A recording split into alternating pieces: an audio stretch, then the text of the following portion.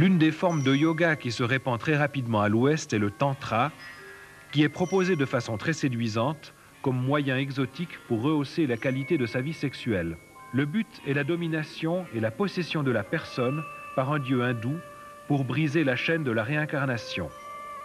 Les disciples les plus avancés dans cette technique se conduisent proportionnellement avec une attitude des plus dégénérés en pratiquant les sacrifices humains, la perversion sexuelle et la sorcellerie. Le yoga, tantra, est l'expression suprême de l'hindouisme. Il s'agit finalement de ce qu'on appelle la magie blanche et la magie noire, dans lesquelles le Shakti, la puissance Kundalini, se réveille. L'individu peut alors, selon ses aspirations, utiliser cette puissance pour la magie noire. Il peut par exemple méditer sur des têtes humaines décapitées, manger de la chair humaine, ou alors il peut se lancer dans ce qu'il appelle la magie blanche, dans laquelle il utilise leur pouvoir pour la guérison, pour le bénéfice de l'humanité. Le pape de la première église de Satan, Yet Anton LaVey, a décrit lui-même ce qu'est la magie blanche. Il a déclaré que pour lui, la magie blanche telle qu'on la conçoit n'existe absolument pas, elle n'est qu'un mythe. Tout acte magique, pour quelque but que ce soit, trouve son origine et sa puissance dans les pouvoirs psychiques occultes, et cela n'a rien à voir avec Dieu. Toby est professeur de yoga à l'école scandinave de yoga et de méditation. Cette école travaille à répandre le yoga tantra. Tantra signifie libérer l'esprit par l'élargissement de la conscience. Cela veut dire que vous pouvez alors être conscient de bien plus de réalités différentes dans votre vie de tous les jours. Même si le yoga est présenté à l'Ouest comme de la gymnastique ou une technique, sa base occulte demeure.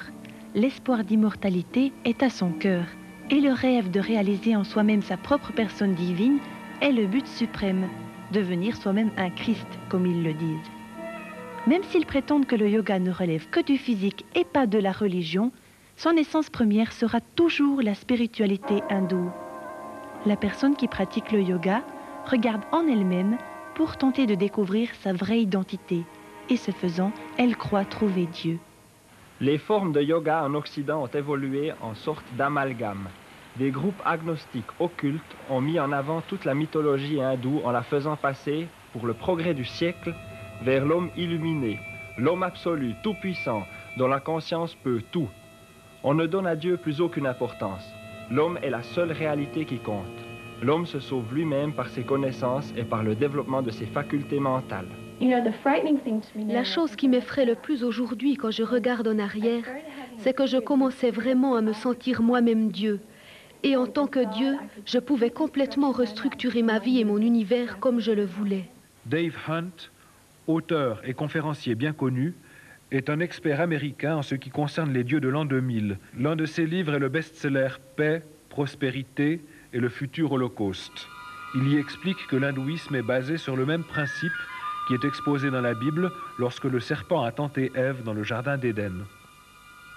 Les yogis enseignent le même mensonge que le serpent dans le chapitre 3 de la Genèse, et que les humains peuvent devenir des dieux. C'est une coïncidence pour le moins incroyable pour reconnaître quelle est la personne spirituelle qui se cache derrière le mysticisme oriental.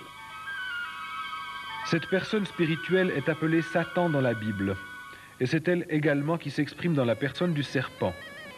Dans l'hindouisme, le pouvoir suprême est symbolisé par un serpent qui est glorifié et adoré. Nous concevons Dieu comme étant une forme lumineuse. Nous l'appelons Shiva dans notre groupe. Il est un être incorporel, irradiant de paix, de lumière et d'amour pour le monde entier.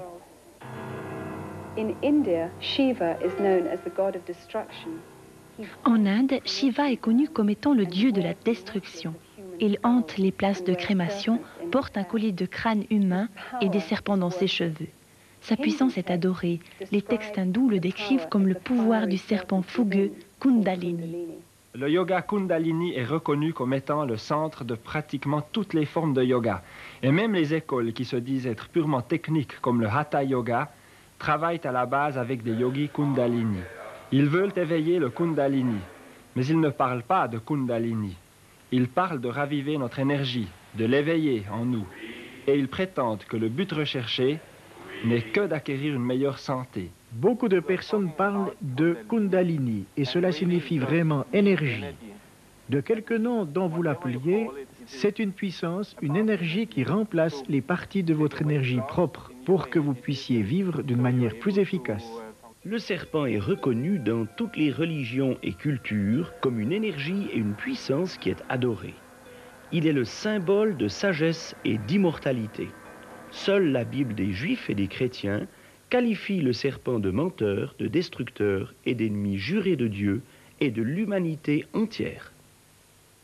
L'ancienne crainte ou terreur que l'on avait envers le serpent est subtilement évacuée de notre culture. Même les enfants dans les écoles sont enseignés à accepter le serpent par des positions de yoga. Michel, pouvez-vous nous montrer la position du cobra? Oui, c'est cela. En vous laissant remplir de ce pouvoir du serpent, en lui donnant la direction de votre être intérieur, en lui abandonnant le contrôle des centres de votre personne, on s'attend à ce que vous deveniez divin, à ce que vous acquériez des forces surnaturelles et des pouvoirs extraordinaires. Les exercices de respiration sont conçus pour vous apprendre à absorber le prana, l'énergie, la puissance de vie de cosmos et à la canaliser dans vos chakras, les canaux psychiques afin de jouir de ces forces psychiques qui constituent l'intégralité et la finalité du yoga. Maintenant, respirez très lentement par le nez. Très lentement. Respirez, expirez. Ces techniques de respiration présentent beaucoup de dangers et même les promoteurs de ces exercices mettent clairement en garde leurs adeptes des conséquences désastreuses que cela peut avoir dans leur vie. Ces pratiques conduisent parfois à des troubles et à de véritables maladies mentales. On connaît des personnes ayant pratiqué ces techniques qui ont dû être internées dans des asiles psychiatriques. Les adeptes même des gourous ont été forcés de créer un service de secours comprenant 4500 médecins et psychiatres pour venir en aide à ceux d'entre eux qui deviennent anormaux de par leur pratique du mysticisme oriental. En fait, le yoga véritable tend à couper graduellement toute relation entre votre âme et la vie physique. Vous stoppez votre croissance et le développement de votre intelligence. Vous excluez toute pensée de votre cerveau. Beaucoup de personnes ne s'en rendent pas compte, mais il est extrêmement dangereux d'entrer dans un état de méditation où vous laissez simplement votre pensée flotter, votre âme vide, ce qui est le but ultime du yoga. C'est comme le fait d'ouvrir la porte d'une chambre. C'est simplement un mensonge que de dire que le yoga vous apprend à respirer de la meilleure manière possible. Le yoga vous enseigne à diminuer graduellement la respiration et finalement à la stopper. Vous devez également stopper tous les mouvements de votre corps, de vos muscles ou de vos nerfs et arriver à un état complètement immobile. En fait, certains exercices du yoga hatha peuvent être considérés comme de la gymnastique, mais fondamentalement, ce ne saurait prétendre être de la gymnastique. C'est la même chose pour le service militaire. Il comporte certains aspects et certains buts qui contribuent à acquérir une meilleure santé. Vous devenez plus fort, plus vigoureux. Mais l'on ne peut pas dire que le but de l'armée soit d'augmenter votre santé. Le but final est bien d'apprendre à se défendre et à tuer. Et pour le yoga, c'est la même chose. Le but est d'apprendre comment vous tuer vous-même, comment échapper à la vie et à la mort. Je croyais que j'étais en train de me fortifier, mais tout ce que je faisais était de glisser de plus en plus dans un état de conscience proche du néant. C'était une sorte d'auto-hypnose qui affaiblit considérablement l'esprit et le corps. Le plus grand danger que j'ai rencontré dans la pratique de la méditation transcendantale est le fait que l'on devient dépendant de la technique même. C'est un peu comme avec la drogue. Un drogué ne veut plus abandonner ce qu'il fait à cause du plaisir que cela lui procure. Il s'agit en fait d'une sorte de réaction. Vous avez peur d'être à nouveau en contact avec le monde extérieur. Alors vous vous réfugiez dans votre petit monde que vous avez créé en vous-même. Je croyais que si je quittais Shangri-La et toutes ses pratiques, je deviendrais vieille et faible. Mais en fait, je me trompais complètement. Et lorsque j'ai abandonné tout cela, j'ai gagné tout de suite des tas de choses que jamais je n'avais connues au travers de la méditation.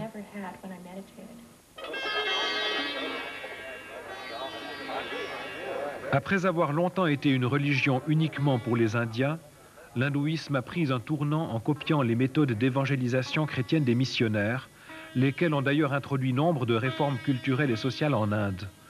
En 1966, lors d'une conférence hindoue internationale, les dirigeants de l'hindouisme ont mis au point une stratégie pour convertir le monde à leur religion.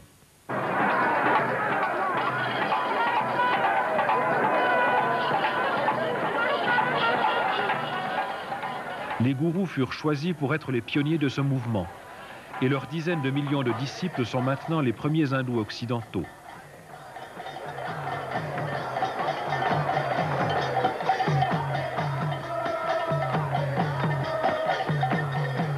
Un porte-parole de la Conférence mondiale de l'hindouisme de 1979 a déclaré que cette mission à l'Ouest a été largement couronnée de succès.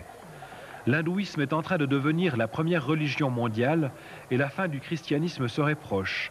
Durant la conférence de méditation transcendantale de 1981 en Inde, le porte-parole a fait remarquer que la mission finale de la méditation transcendantale est de conquérir ce démon du christianisme qui s'étend toujours. C'est pourquoi l'hindouisme, de par sa nature, est tout à fait contre le christianisme. Et ce n'est pas uniquement parce que les hindous n'aiment pas les chrétiens, mais bien parce que le fond profond de l'hindouisme est absolument contraire en tout au christianisme. La religion dont le but est de détruire tout christianisme vrai est aujourd'hui embrassée par des millions de personnes, y compris beaucoup de gens d'église qui succombent naïvement aux propagandes spirituelles qui abondent. Tous deviennent des disciples de ces dieux de l'an 2000. Derrière toute la campagne agressive pour étendre la domination de l'hindouisme sur le monde, se trouve l'organisation secrète appelée Vishva Hindu Parishad. C'est l'organisation mondiale de l'extension planifiée de l'hindouisme.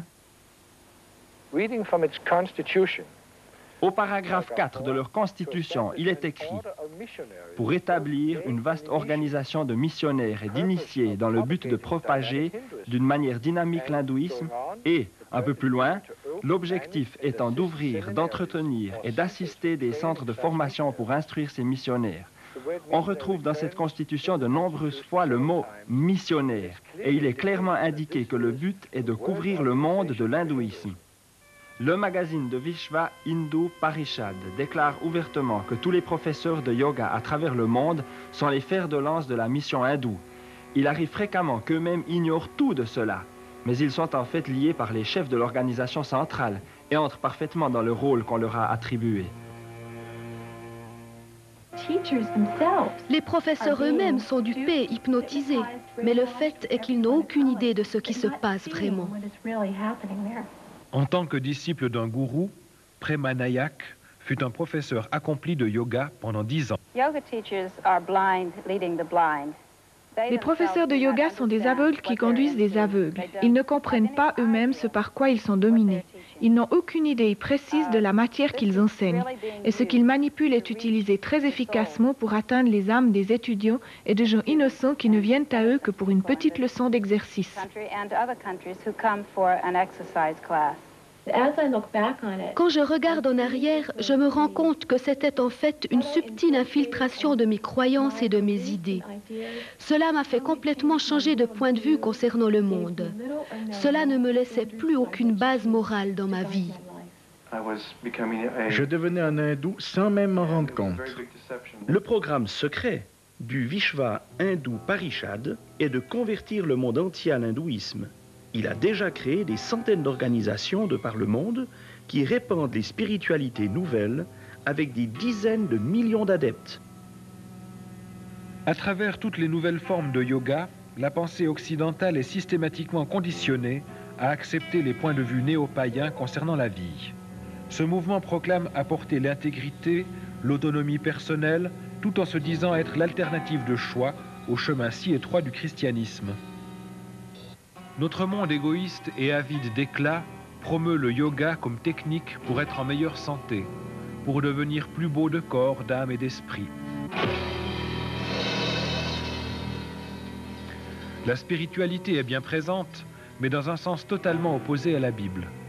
Même la relaxation est devenue une quête spirituelle de ce qu'ils appellent le potentiel complet de la personne, que ce soit au travers de massages, de moments d'isolation ou d'autres techniques. Pratiquement partout aux États-Unis, on trouve des classes de yoga et environ les 2/3 des collèges et universités enseignent le yoga comme branche à option.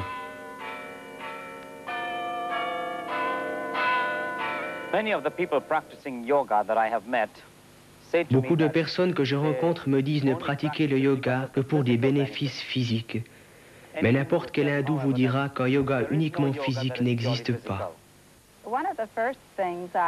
L'une des premières choses que j'ai apprises durant mon école de formation de professeur de yoga fut qu'il faut toujours parler aux élèves de la philosophie du yoga. C'est aussi important que les exercices eux-mêmes. À la fin des études de yoga, la relaxation devient réellement de l'hypnose, où chaque partie du corps est relaxée. Et pendant qu'ils étaient dans cet état, je leur lisais des propos de philosophie hindoue ou un extrait d'un livre de mon gourou. Ainsi cela entrait en eux, qu'ils l'aient voulu ou non. Les exercices de yoga n'ont pas été conçus pour la santé physique, mais pour réhabiliter la puissance du serpent dans les corps et pour s'unir sous le joug du pouvoir que le yoga appelle Brahman. Ceux qui recherchent la santé physique feraient bien de faire du sport et non du yoga. Beaucoup d'hôpitaux ont ouvert leur propre classe de yoga et de méditation pour diminuer le stress de leurs patients, des docteurs et des infirmières. Bien des docteurs et des dentistes, qui refuseraient certainement de répandre le christianisme, entraînent leurs patients dans des pratiques hindoues. J'ai travaillé durant ces 2 dernières années avec quelques médecins allemands qui faisaient des recherches sur les exercices de respiration. Dans notre école au Danemark, nous recevions des patients médecins qui souffraient des nerfs, de pression trop élevée, de stress, etc. En plus du fait qu'ils propagent et encouragent largement la pratique du yoga, les magazines de santé et de bien-être se font les avocats des diverses écoles d'alimentation végétarienne, une pratique d'essence également hindoue. Un exemple extrême est la macrobiotique, qui prétend manipuler la spiritualité à travers la diète. Maharishi a dit un jour que l'alimentation végétarienne est la meilleure des diètes. C'est une chose essentielle pour avoir une expérience profonde en méditation, parce que les vibrations des produits animaux sont néfastes, surtout pour l'âme.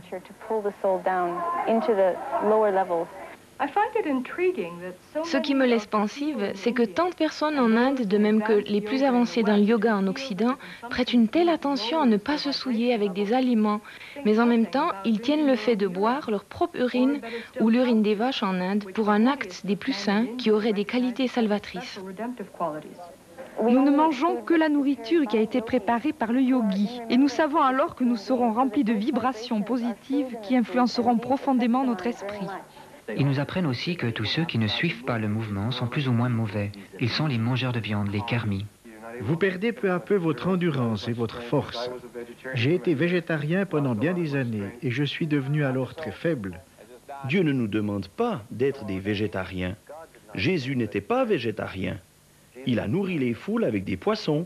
Lui-même a mangé du poisson ainsi que l'agneau de Pâques. S'il est vrai que la Bible ne condamne pas l'alimentation végétarienne comme moyen de rester en bonne santé, elle la condamne en tant que pratique spirituelle cachée. Les magasins d'aliments pour la santé sont les fers de lance des organisations des gourous pour le recrutement de disciples et la distribution de littérature spirituelle orientale. Des milliers de médecins, de dentistes et d'autres scientifiques sont devenus des propagateurs enthousiastes des médecines dites douces qui proviennent de ce renouveau des spiritualités orientales. Ces praticiens, qui prennent pour base la spiritualité orientale, pensent que le traitement du corps doit commencer par le traitement de l'âme et de l'esprit. Ces thérapies utilisent un grand nombre de techniques, dont la plupart altèrent la conscience du patient ou le plongent dans un état hypnotique. Faisant partie intégrante des pratiques occultes, l'hypnose est devenue le trait d'union par excellence entre l'hindouisme et la science moderne. L'hypnose provoque le même état de conscience que vous expérimentez sous l'influence de la drogue ou du yoga. L'hypnose est au centre des cours de self-control et de pensée positive. Des centaines de psychologues chrétiens mal informés utilisent l'hypnose quotidiennement dans leur travail. Même dans l'Église aujourd'hui, la foi en Dieu est parfois remplacée par la foi en notre pensée positive. Nous pensons que si nous arrivons à nous persuader de quelque chose, cela arrivera inévitablement. C'est une contrefaçon de la foi véritable. Beaucoup pensent de la même manière qu'il n'y a rien de mal à l'hypnose si elle est utilisée par des gens consciencieux. En quelque sorte, si l'utilisateur est droit, l'hypnose devient scientifique et non plus occulte. Et ainsi des chrétiens se placent sous contrôle hypnotique dans des mouvements tels que la scientologie, la dynamique de groupe, le contrôle de pensée Silva et les cours de cerveau alpha. Toujours à la poursuite des mythes freudiens, les psychiatres utilisent l'hypnose pour faire retourner le patient à son enfance et au sein maternel, malgré les découvertes scientifiques qui tentent à montrer que le cerveau prénatal et celui d'un nouveau-né ne sont pas assez développés pour garder des événements en mémoire. J'ai effectivement fait l'expérience de remonter jusqu'aux pensées que j'avais durant ma naissance, puis je suis remontée encore plus loin. Dans une vie antérieure, vous pouvez continuer de remonter. Une puissance étrangère vous fournira toujours des souvenirs que vous pourrez prendre pour vôtres.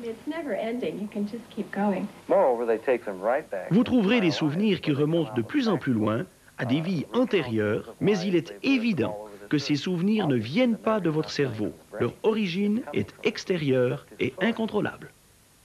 Il y a bien des médecines aujourd'hui qui embrassent telle ou telle pratique orientale mettant en jeu des croyances que la science ne saurait expliquer ou prouver. Par exemple, l'acupuncture proclame manipuler la force Kundalini en utilisant des aiguilles.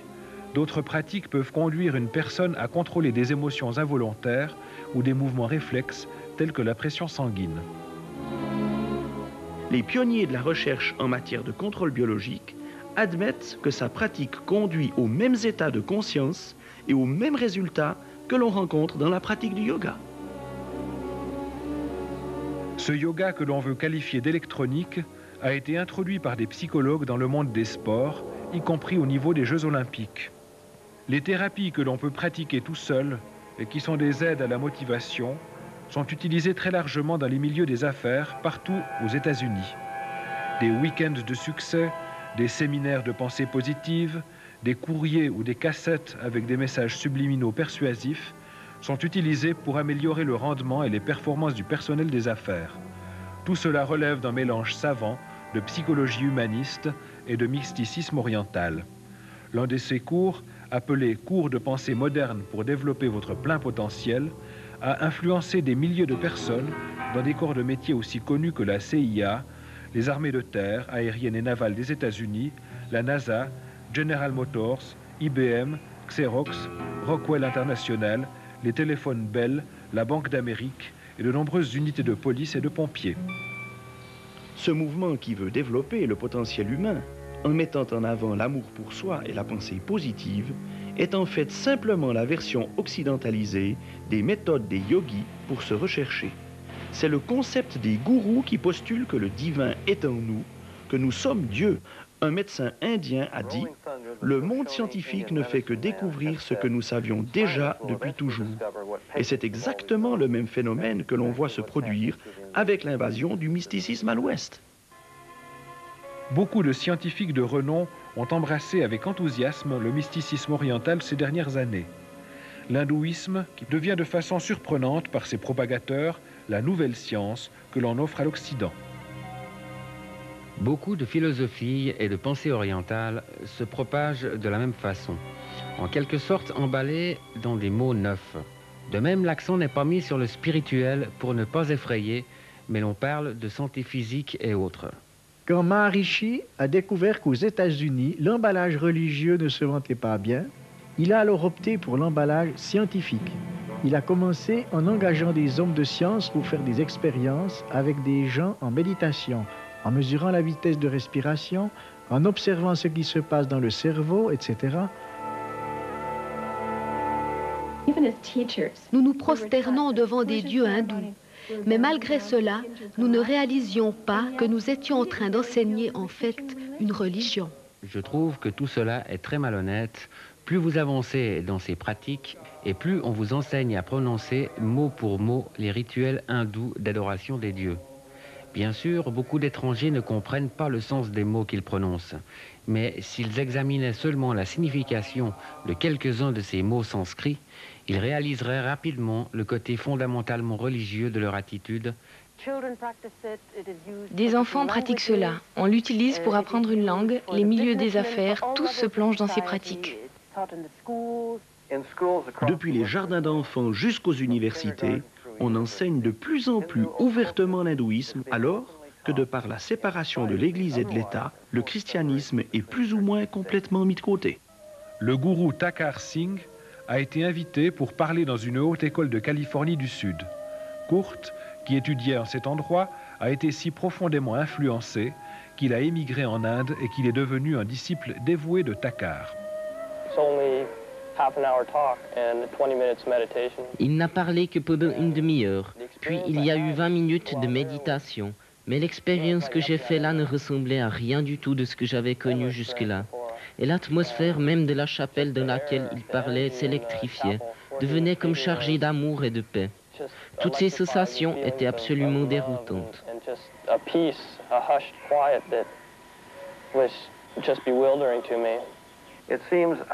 Il semble vraiment incroyable que dans les écoles publiques des États-Unis, là où la prière chrétienne est interdite, le yoga, les méditations orientales et les autres techniques qui relèvent de l'hindouisme ne sont pas seulement tolérées, mais encouragées avec vigueur.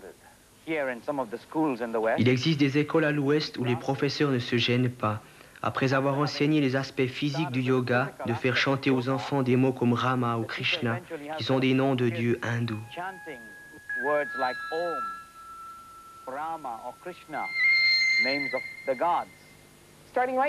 Des enseignants qui suivent nos cours nous apprennent que le yoga aide réellement les enfants à se concentrer et à réduire leur tension. Beaucoup de professeurs sont encouragés à développer des techniques de groupe avec leurs étudiants. Relaxez-vous bien. Nous allons lever tout doucement les bras. On enseigne aux enfants à se débarrasser de leur faculté d'analyse critique et à se centrer sur leurs expériences et sur leurs intuitions. Relaxez-vous bien, profondément. Imaginez-vous que vous êtes sur un nuage moelleux où vous vous relaxez et ne pensez qu'au ciel bleu qui est au-dessus de vous.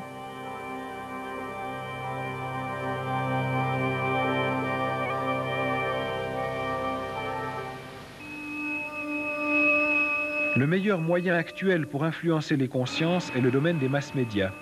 Ils sont de plus en plus utilisés pour propager les pensées hindoues.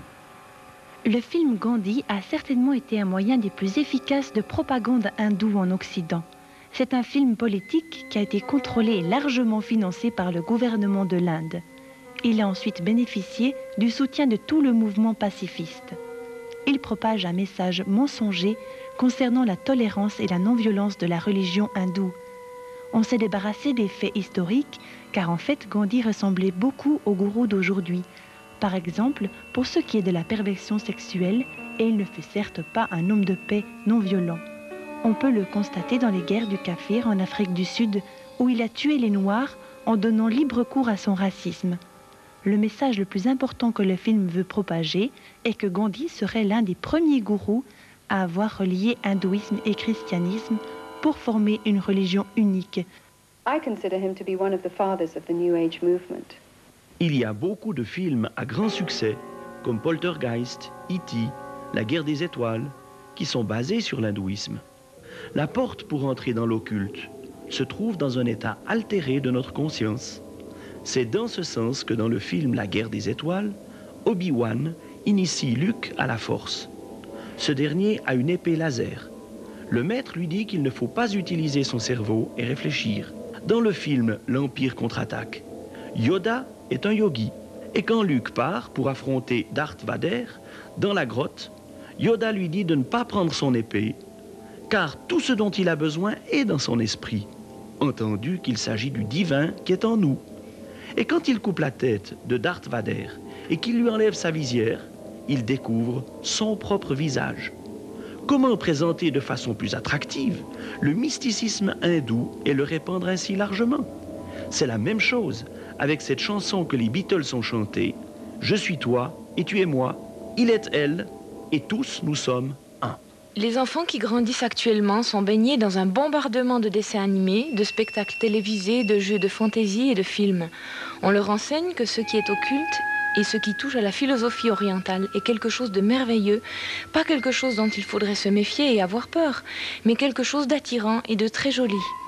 Les personnages à caractéristiques de monstres, comme des hommes serpents ayant des pouvoirs psychiques extraordinaires, sont les héros des jeunes d'aujourd'hui. Ils sont ainsi enseignés à accepter des réalités qui provoquent normalement en nous un mouvement de recul.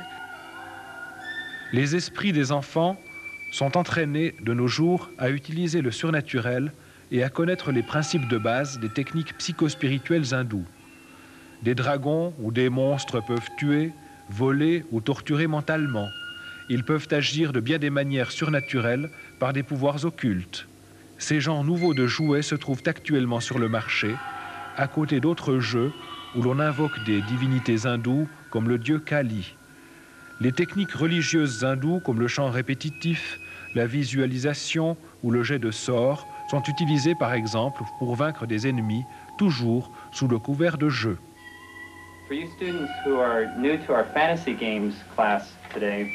Pour les élèves qui arrivent aujourd'hui, nous allons jouer avec les donjons et les dragons et j'aimerais vous expliquer les avantages de chacun et pourquoi on les utilise dans notre classe. Vous serez peut-être surpris de voir qu'on apprend à jouer pendant les heures de cours. Ces nouveaux jeux fantastiques sont largement utilisés pour initier les enfants. Aux États-Unis, la majorité des États font incorporer à leurs écoles des cours concernant ces nouveautés.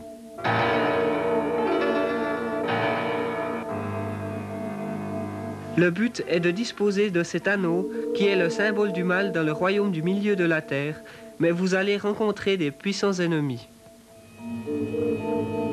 Un enfant va comprendre facilement ces principes de côtés noirs et lumineux de la force, et c'est la compréhension de base de l'hindouisme.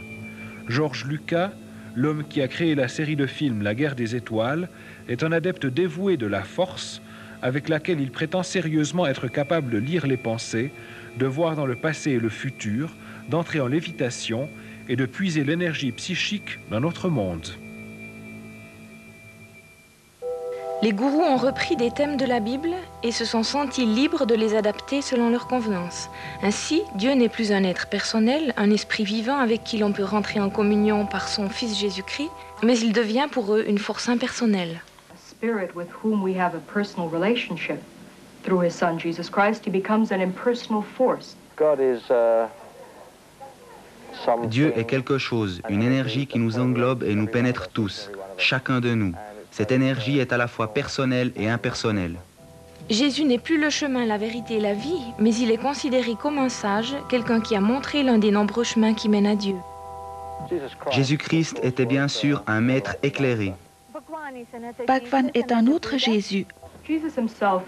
Jésus lui-même nous a avertis que dans les derniers jours, il viendrait des personnes qui se déclareraient être Christ et Messie. Et les gourous viennent en tête de liste. Il y a deux choses que les gourous ont fait. Premièrement, ils ont utilisé pour propager leurs croyances des mots orientaux qui sonnent très bien et qui sont très confus en Occident. Des mots comme énergie, vibration, etc. Et deuxièmement, ils ont utilisé des mots, des phrases et des idées de la Bible, les enseignements de Jésus en les transformant à leur convenance pour attirer les gens. Dans la Sainte Bible, il est clairement écrit « Soyez parfaits comme votre Père qui est dans les cieux est parfait ». Donc nous pouvons être parfaits comme Dieu l'est. Et lorsque vous aurez fait beaucoup d'avance, vous deviendrez parfait. Et quand vous êtes parfait, vous êtes alors divin. Chaque être humain est fondamentalement et naturellement bon, pur et paisible. Le mal est un état qui ne nous est pas naturel. Et dans la méditation, tout ce que nous faisons est de nous concentrer sur notre personnalité originelle, pure, qui est notre état réel. Si les hommes sont fondamentalement bons, pourquoi alors mentent-ils et font-ils la guerre si naturellement? Quelle que soit la quantité de bons qui habitent en nous, elle n'est apparemment pas assez influente pour nous retenir de faire le mal. Et c'est pourquoi le fait de rechercher le salut à l'intérieur de nous-mêmes n'est pas la bonne direction. Nous sommes séparés de Dieu par nos péchés. Ernst Winter est un homme de loi international. Il fut diplomate en service en Australie pendant 10 ans. Il fit partie des Nations Unies en tant que responsable.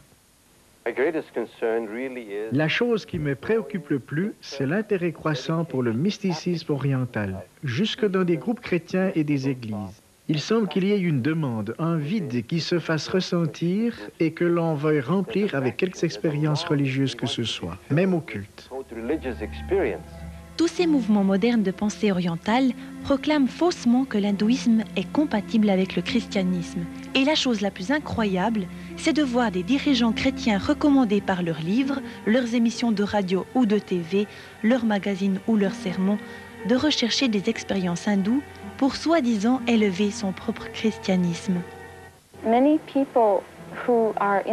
J'ai vu beaucoup de gens d'église venir vers nous pour rechercher des expériences. Et ils ont pu ainsi élever leur spiritualité vers Dieu par la pratique de la méditation. Nous sommes maintenant habitués dans notre société à baser nos croyances sur nos expériences. Si nos expériences ou nos sentiments tendent à nous montrer que quelque chose est bon et valable, nous considérons cela automatiquement comme étant la vérité absolue. Aucune distinction n'est faite si l'expérience spirituelle en question vient de Dieu le Père ou alors du menteur qui sévit dans ce monde. Il est vrai que l'appréciation de l'action de Satan, du diable ou des démons est grandement limitée, avec la tendance moderne dite rationnelle de postuler que Satan ne peut pas exister, ni les démons. Il n'y aurait que des phénomènes purement psychiques qui doivent être traités par des psychiatres. C'est ainsi que notre monde s'ouvre à toutes sortes d'expériences et que l'occultisme pénètre partout. Le Jésus qui venait à moi durant mes expériences de profonde méditation me donnait des visions et des expériences d'une beauté indescriptible. J'étais convaincue que puisque j'assistais à des miracles et que tout était rempli d'amour, tout devait être bon et venir de Dieu. Mais un jour, je me suis rendu compte que je n'avais aucune base objective pour peser mes expériences et connaître avec certitude la vérité. Mes sentiments, mes émotions étaient peut-être l'objet d'une manipulation subtile dont je ne me rendais même pas compte. À ce moment-là, j'avais décidé de regarder ce que dit la Bible et je me suis bien rendu compte alors que j'avais été abusée par une contrefaçon du vrai Jésus.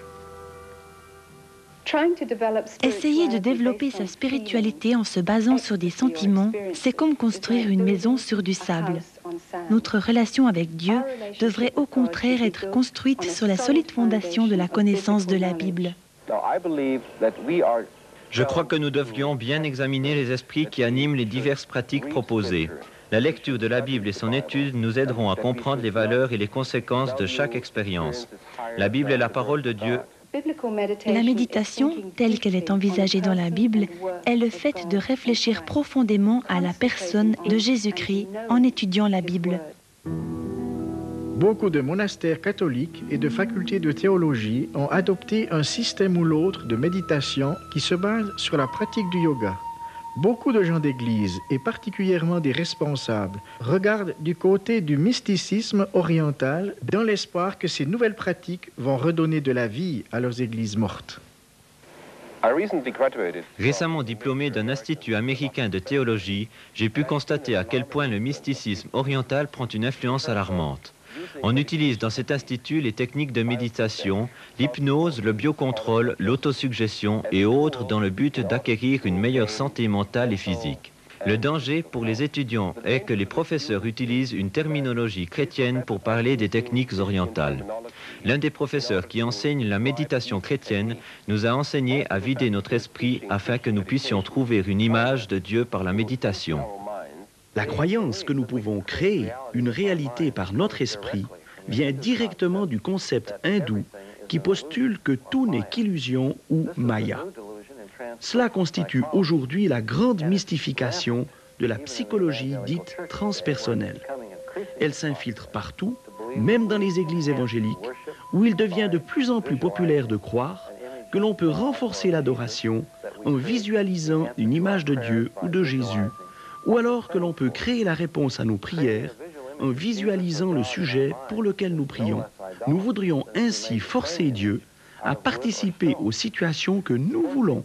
Tout cela n'est qu'une façon détournée de vouloir forcer Dieu à faire exactement ce qu'on veut, même si l'on ne s'en rend pas compte a priori. En même temps qu'il s'infiltre dans les églises chrétiennes, Le mysticisme influence de plus en plus le monde politique. Sous la protection des Nations Unies, des adeptes de techniques orientales modernes diffusent leur philosophie dans le monde entier.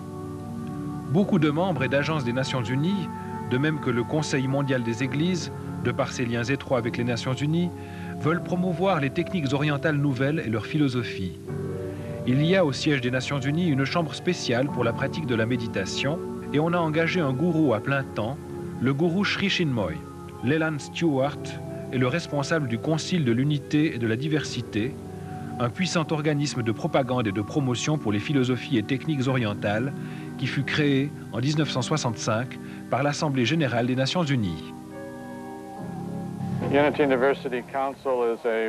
Le Concile de l'Unité et de la Diversité est le noyau central de la coordination entre les divers mouvements et groupes individuels.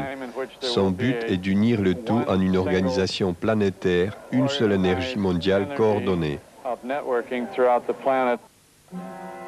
Sous la direction de Stewart, cette organisation s'est liée en 1982 avec le mouvement de Graham Wilson et il forme maintenant une vaste armée dédiée à la cause de l'instauration d'une religion mondiale sous la direction d'un leader planétaire.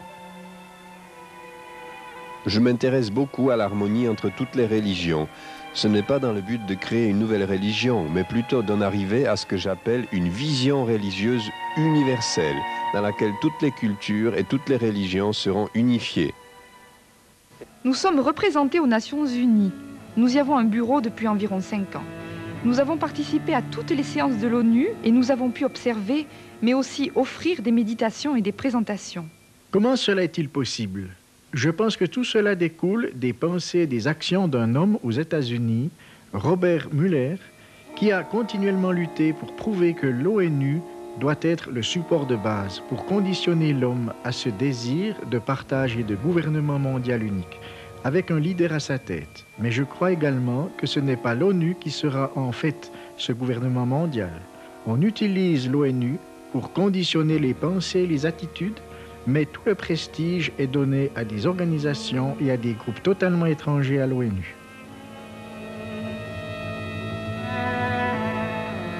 L'Université indienne de la parole spirituelle de Brahma Kamari est utilisée par l'ONU pour des conférences sur la paix et l'unité mondiale.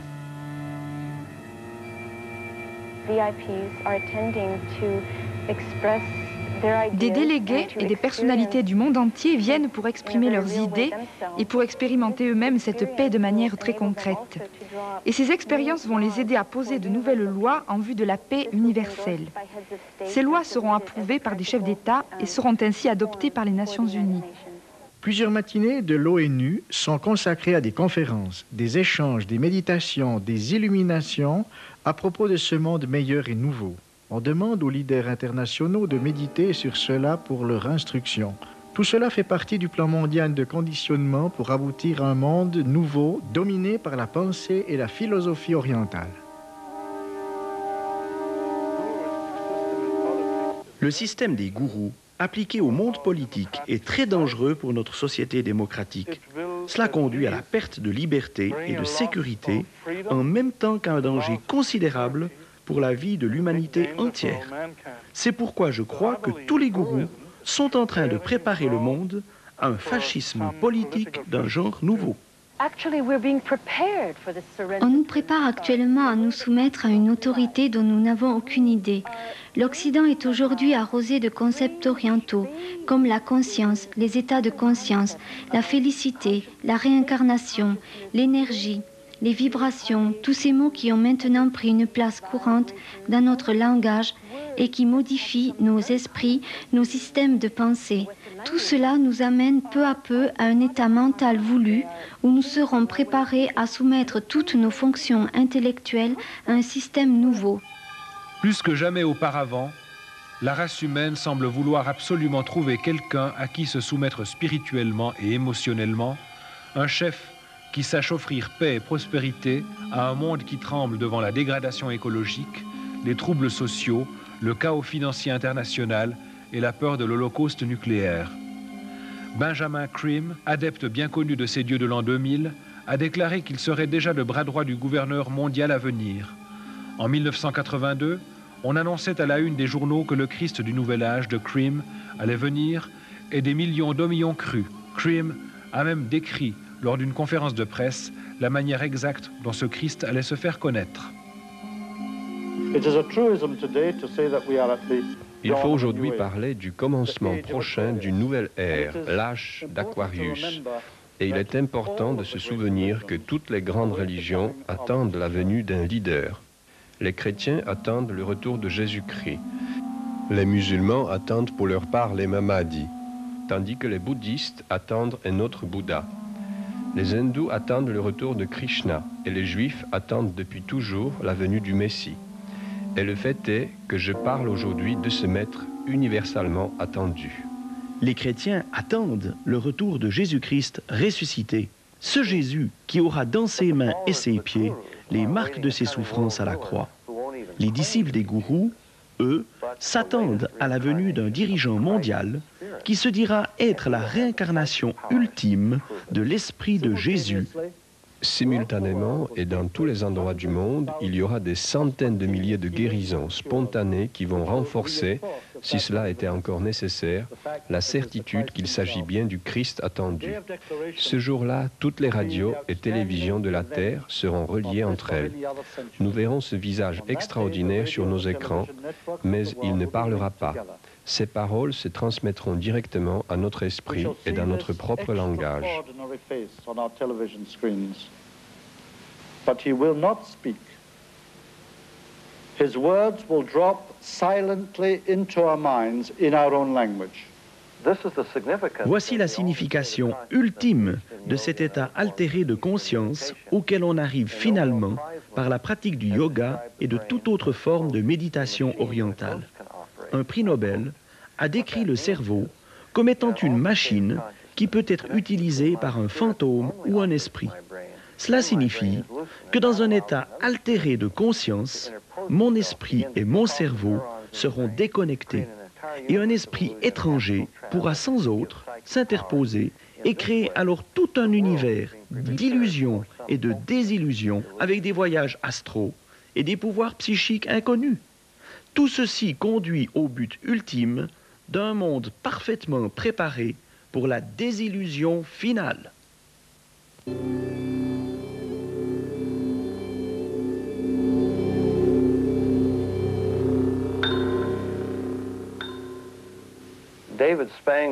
David Spangler, membre du Conseil de l'initiative planétaire pour un monde que nous choisissons, organisme qui découle des Nations Unies, a déclaré que Lucifer serait la même puissance que Christ. Le Christ annoncé par Benjamin Creme ne sera certainement pas un gouverneur mondial rempli de paix tel qu'on voudrait nous le présenter, mais il ne fait aucun doute que la place est aujourd'hui largement préparée pour la venue d'un autre personnage, que la Bible appelle l'Antichrist. Tout le climat actuel tend à préparer le monde à accepter sans autre cet acteur final dont la Bible parle et qui viendra avant le retour de Jésus-Christ, le vrai prince de la paix. La fusion de la science avec le mysticisme, c'est l'instauration de cette religion mondiale qui accueillera le dictateur mondial qui vient et que la Bible appelle l'Antichrist. La conséquence de la religion hindoue et des enseignements des gourous est que le monde deviendra complètement étranger à tout ce que nous connaissons. Tout sera changé, non seulement notre vie religieuse, mais notre concept de l'homme même, la démocratie, les traditions humanitaires, le fait de nous soucier de l'autre, le système social, etc. Tous ces préceptes n'auront plus aucune signification parce qu'ils se basaient sur les fondements du christianisme, qui n'aura alors plus aucune influence et aucun droit. Nous aurons alors une sorte de religion individualiste et égocentrique, où le salut sera dans le fait de s'échapper du monde et de tout ce qui nous aveugle dans nos relations avec les autres, soit tout ce qui nous porterait à aimer et à aider d'autres personnes.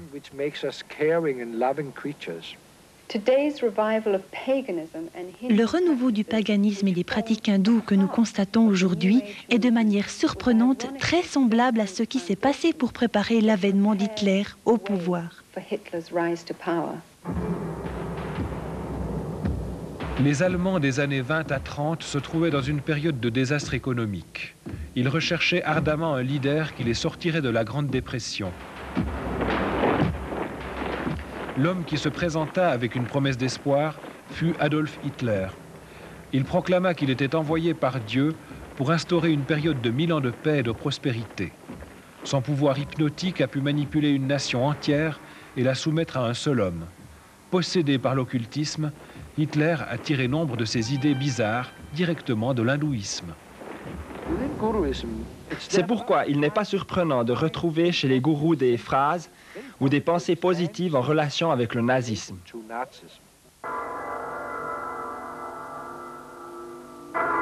Nombre de gourous ont adoré Hitler pour ce qu'il avait fait, et aussi pour avoir exterminé 6 millions de juifs.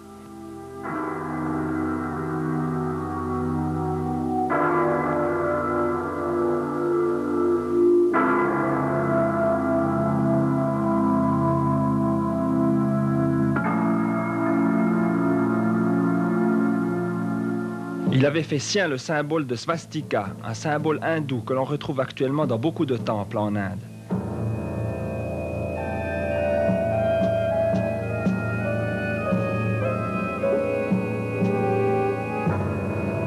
Des millions d'Allemands soumis à Hitler le considéraient comme leur dieu.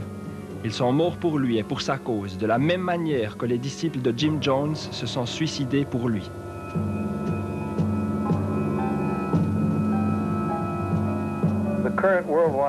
Tout le courant mondial du renouveau de l'hindouisme a fait de notre monde actuel un terrain bien mieux préparé à une dictature spirituelle que ne l'était l'Allemagne qui a suivi Hitler.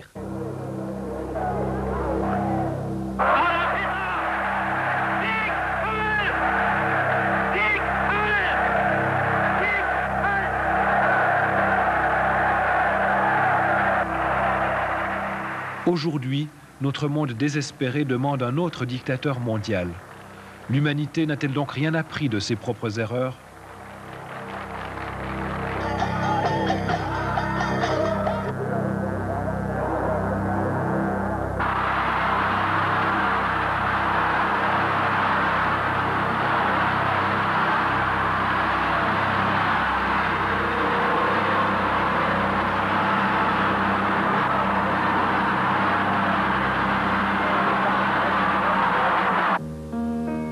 Jésus a dit, « Prenez garde que personne ne vous séduise, car plusieurs viendront sous mon nom, disant, c'est moi qui suis le Christ. Et ils séduiront beaucoup de gens. Si quelqu'un vous dit alors, le Christ est ici, ou il est là, ne le croyez pas, car il s'élèvera de faux Christ et de faux prophètes. Ils feront de grands prodiges et des miracles, au point de séduire, s'il était possible, même les élus. Soyez sur vos gardes. Je vous ai tout annoncé d'avance. » La Bible dit que l'apostasie viendra en premier, puis l'homme qui se proclamera Dieu, l'Antichrist, qui se fera adorer et obéir comme étant Dieu. Jésus dit, « Je suis le chemin, la vérité et la vie. Nul ne vient au Père que par moi. »